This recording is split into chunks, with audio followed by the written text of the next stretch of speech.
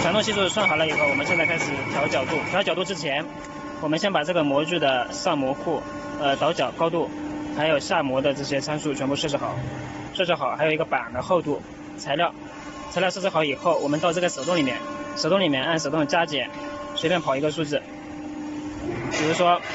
然后跑完以后，我们现在踩下就是拿一块板子踩下，然后让它刚好加压测不出来，这个就是180度加减点。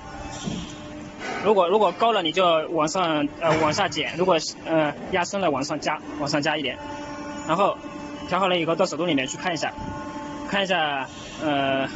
把这个角度在这里输入180度，输完以后看一下这个深度是多少，深度是47.7，然后到手动里面把这个值改成47.7，改完以后，你在这里输入一个90，然后直接运行，然后踩下去，加压，然后折出来是刚好是90的。如果说你折出来这个角度偏大了，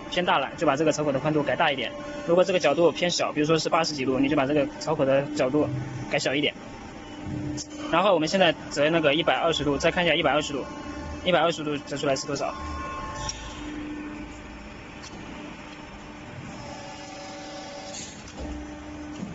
这折出来的120度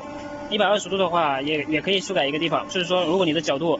折出来是122度，那你就把这个倒角改大一点，改成0.5、0.6。如果你这个折出来的角度是118度，就是偏小，那你就把这个改小，改成0.1。因为我们这个模具是普通模具，不是就是它那个有公差，正负有24的误差，所以说它这个倒角的精度不一定很准，所以通过这种方式把它调出来。那么这个角度就调好了，调好了以后我们调那个内齿，